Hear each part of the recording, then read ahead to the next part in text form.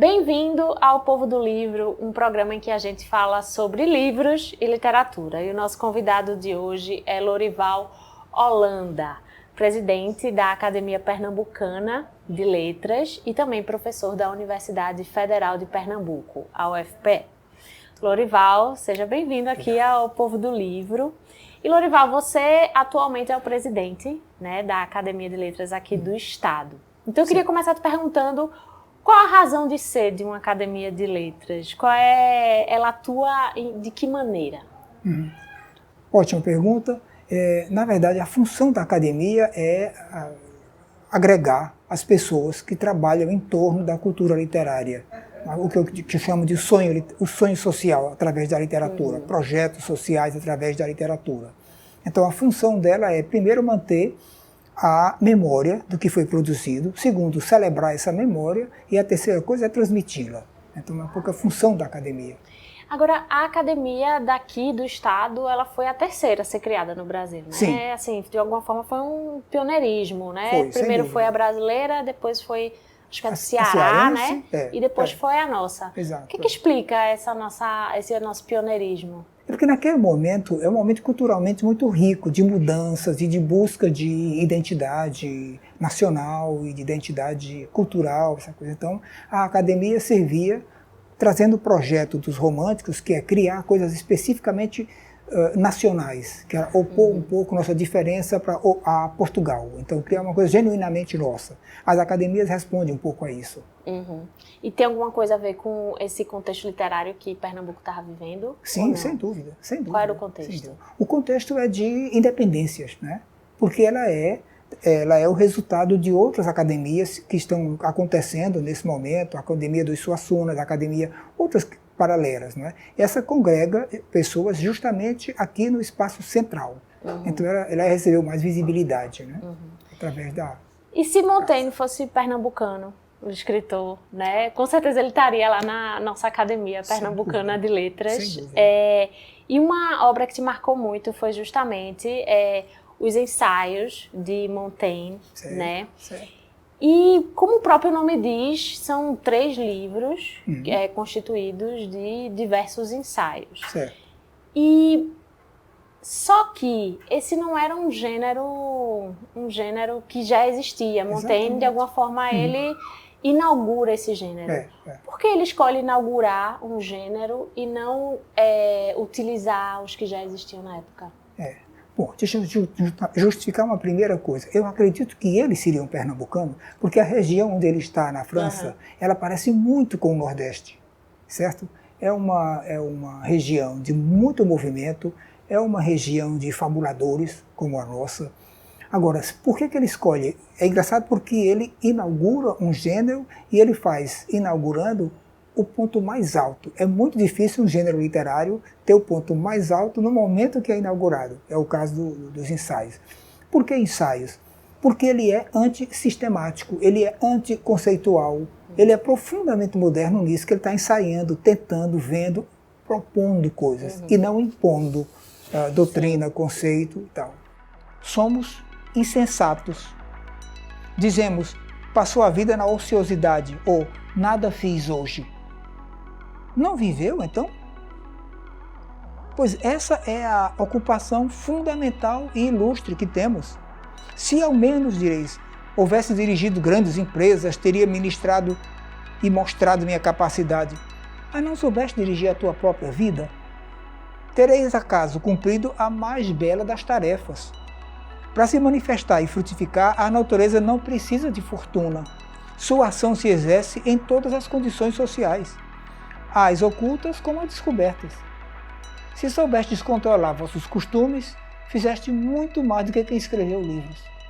Sabendo como e quando vos repousardes, agis como sabiamente convém, é mais importante que conquistar cidades e impérios.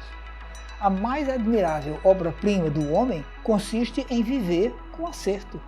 Ele inaugura um novo gênero, né? Lá no século XVI, que ele começa a ser escrito ali em 1570, né? Um livro. O livro sai a primeira vez em 1580, são 2 ainda.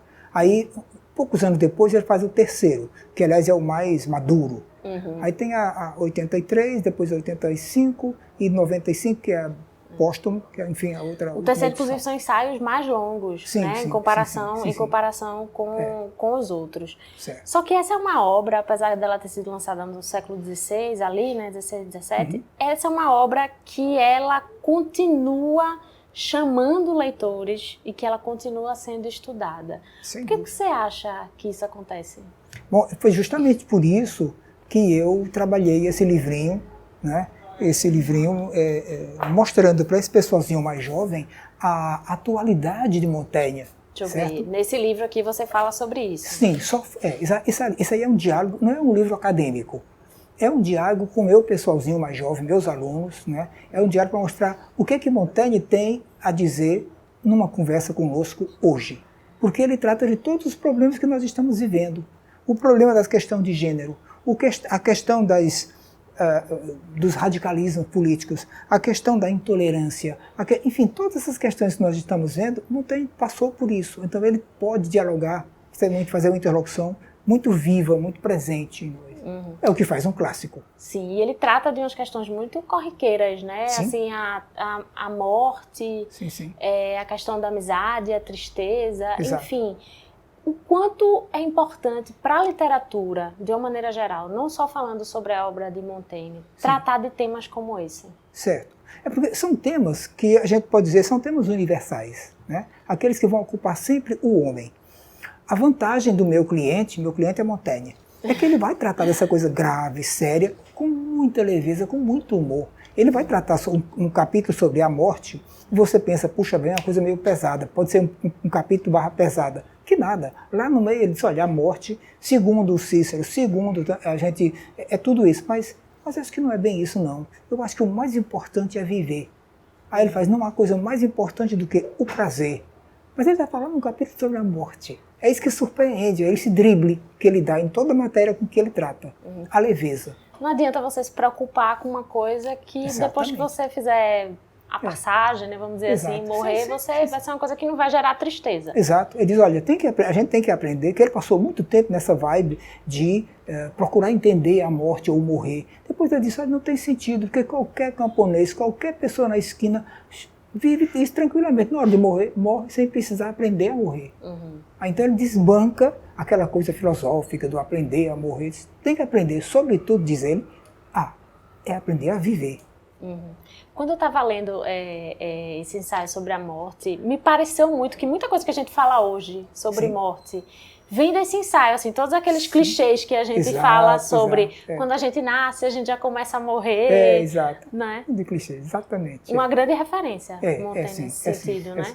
Em que outros sentidos, assim, que a gente consegue encontrar Montaigne, a obra de Montaigne nesse dia a dia da gente, que a gente conversa, assim? Olha, praticamente, Montaigne é um desses nomes mais abertos na literatura. Ele teve uma influência enorme em diversos autores, desde Machado, tem um certo humor em Machado, ele leu Flaubert, leu Montaigne, Nietzsche leu Montaigne, até Nietzsche diz assim, que um tal homem tenha escrito, tornou a alegria de viver na terra maior. Ora, Nietzsche não é ninguém de passar a mão na cabeça de ninguém. A gente sabe, Nietzsche é muito... Aí disse, mas Montaigne é alguém que eu queria ter como vizinho. Que diabo tem Montaigne que deixa mesmo esses espíritos maiores como Goethe, como Nietzsche, como Flaubert, assim, fascinado por ele? É a leveza com que ele trata essas questões sérias. Aí eu digo assim, meu pessoalzinho mais jovem tem que passar por Montaigne porque é um companheiro. Ele não é um autor, ele é um amigo. Isso é verdade, até na forma de escrever, né? Muito leve, perfeito. Muito... Não é aquela coisa rebuscada, Exato, muito simples a gente conseguir entender, né? E justamente a ironia é o sal do contemporâneo. Né? O clássico é pesadão, mas um clássico com essa tônica, esse tom do sal, é moderno. É moderno. O Povo do Livro faz um intervalo, mas daqui a pouco a gente volta para continuar conversando sobre Montaigne e seus ensaios com Lorival Holanda, presidente da Academia Pernambucana de Letras e professor da Universidade Federal de Pernambuco. Até já!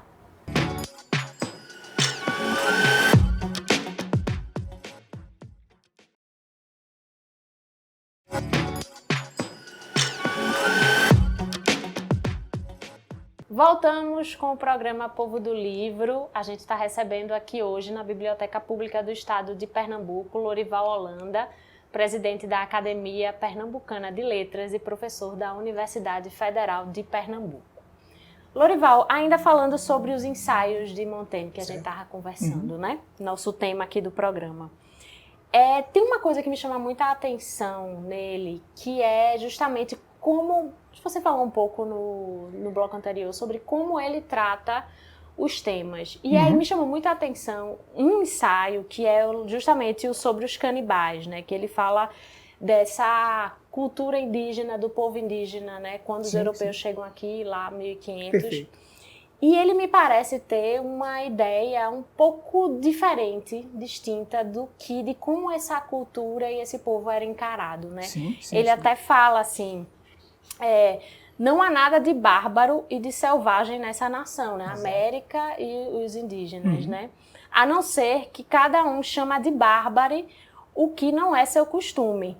Ou seja, a gente chama de bárbaro aquilo que a gente que a gente não conhece, né?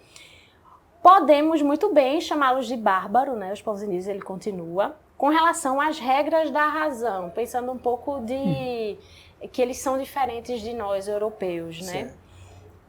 Mas não com relação a nós, que os ultrapassamos em toda espécie de bárbaro. Então ele usa esse termo bárbaro justamente como diferente, mas não nessa coisa do bárbaro, de fazer coisas bárbaras, nesse sentido, né? Sem dúvida. O quanto Montaigne está à frente do seu tempo com relação a isso? Não só falando desse, mas na obra toda. É um texto, esse é um capítulo fundamental, porque é uma coisa que abre a antropologia contemporânea. Por isso que Lévi-Strauss dizia, o grande livro é esse. Lévi-Strauss é o Papa em antropologia. Também, Rousseau passou por aí também, aquela ideia de que o homem primitivamente ele é bom. Claro que é um pouco romantização e tal. Mas o que é que Montaigne sagazmente faz? Ele toma o índio, opõe ao europeu e diz, olha, veja a prática deles e veja a nossa na Europa. O que nós estamos fazendo era o momento das guerras de religião, que era uma coisa muito, muito bárbara. Aí diz, quem são os bárbaros?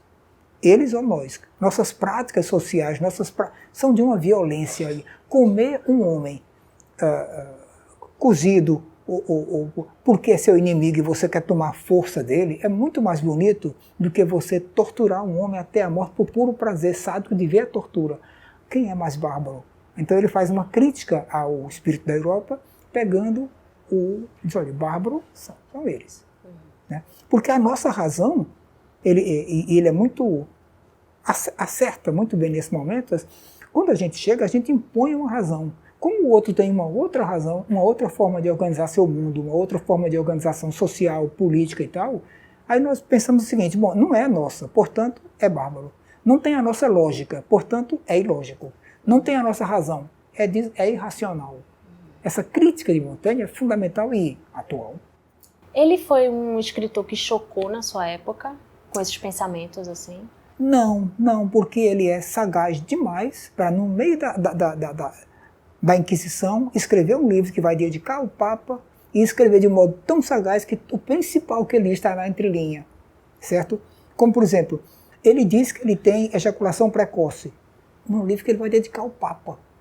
Ele diz... Rapaz, como é que ele faz isso? Pois é incrível não isso. Ele vai dizer... Por que a gente, determinados atos do nosso corpo, por que a gente cala? Quando a barbárie de um pecado social, a gente matar, estuprar, tranquilamente a gente fala. Agora as coisas mais simples do corpo, a gente cala por pudor. Aí ele faz, não está errado isso aqui? Quer dizer, é isso que o especial do escritor em Montaigne é dizer o principal nas entrelinhas. Se ele fizesse um discurso diretamente sobre isso, ele estaria lascado, ou seja, está na fogueira. Mas ele é sagaz, ele diz... A inteligência está aí. Né? Exatamente. A tolice e a insensatez não se curam com conselhos.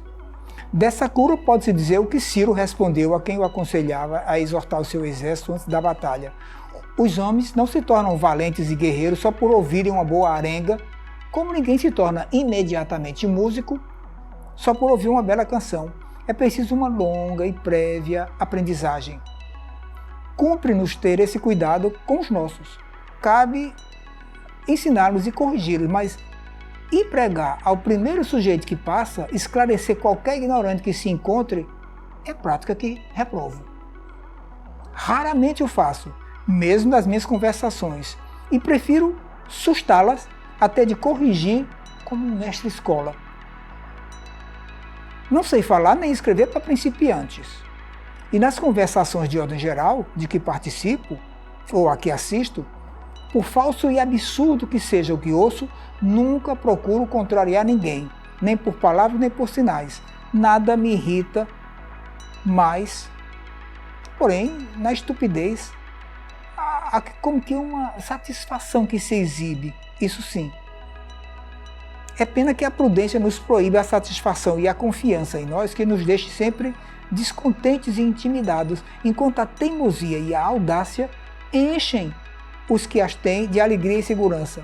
São sempre os menos capazes que olham os outros de cima e voltam da luta cheios de orgulho e disposição. A obstinação e a convicção exageradas são prova da mais evidente estupidez. Haverá algo mais afirmativo, resoluto, desdenhoso, contemplativo, grave e sério do que um burro? Tem um outro ensaio que me chamou muita atenção, que é sobre a educação das crianças. Fantástico. Que ele, assim, é maravilhoso. É assim, Paulo Freire deve ter lido Montaigne, com certeza, né? E aí que ele fala, assim, que, na verdade, a gente não pode simplesmente passar esse conhecimento e absorvê-lo sem desenvolver, de alguma forma, uma diversidade de julgamento. Sim, né? Que ele fala, não adianta você ouvir e só repetir. Certo. É preciso criar, a partir de todo esse arcabouço que a gente vai construindo, uma visão crítica sobre também aquilo que a gente lê e também sobre os nossos, as pessoas que a gente tem como vamos dizer, grandes pensadores na nossa... Como referências, né? Eu tenho um pouco a dizer, porque você disse o principal. Né? Na verdade, o que ele funda é um pensamento crítico também com relação à educação. Olha, não adianta ter uma cabeça cheia. O importante é ter uma cabeça bem feita.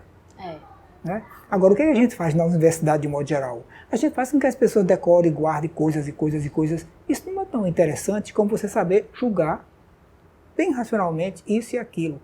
E não aceitar a autoridade. Seja ela de Aristóteles. Como é que alguém diz isso naquele século?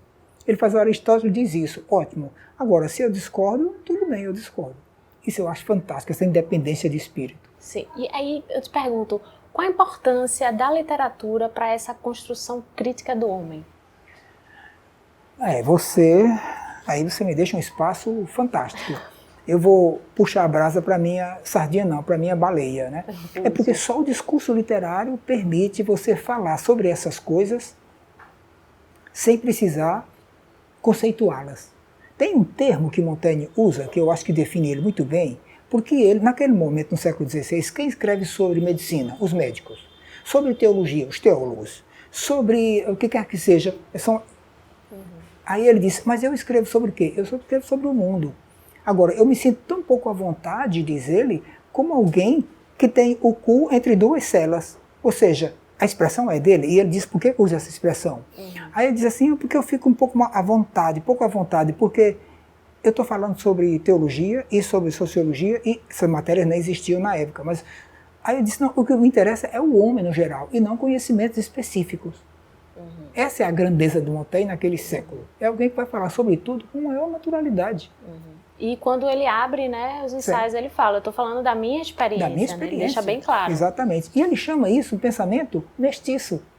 O que é o mestiço? É alguém que toca nessa matéria, naquela, sem pretender ser especialista naquela matéria. Ele não tem pretensão. E ele diz, mas eu não quero ensinar nada a ninguém. Eu quero partilhar a minha experiência. Por isso o ensaio. Ele está ensaiando coisa. Montaigne ainda, no último capítulo, já o finalzinho do capítulo 13, né? Ele faz um apanhado do que ele pensa e do momento que ele está.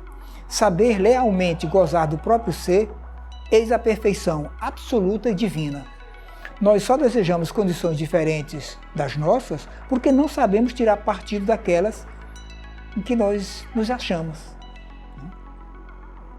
Saímos de nós mesmos porque ignoramos aquilo que nos compete fazer. Embora usemos perna de pau, temos de mexer as do corpo para andar. E é com o traseiro que nos sentamos no mais alto trono do mundo. As mais belas vidas são, penso, as que se adaptam ao modelo geral da existência humana, as mais bem ordenadas, e de que se exclui o milagre e extravagância. Quanto à velhice, cumpre tratá-la com muita ternura. Eis porque termino recomendando a minha a esse Deus protetor da saúde e da sabedoria, mas da sabedoria jovial e sociável. Essa é uma obra indispensável para quem quer ler, conhecer mais sobre literatura. Quando eu li, eu senti isso. Até hoje eu não li esse livro, só li agora. Sim. Não acho ruim, porque tem um certo Jorge Luis Borges que dizia assim, aqueles livros que a gente não leu, é uma alegria que a gente guardou para depois. Então não há por que sentir, não, é ótimo. Você não leu Montaigne quando mais jovem, lá no comecinho, melhor, porque vai ler agora e vai intuir o que está nas entrelinhas. É uma alegria que a gente se reserva.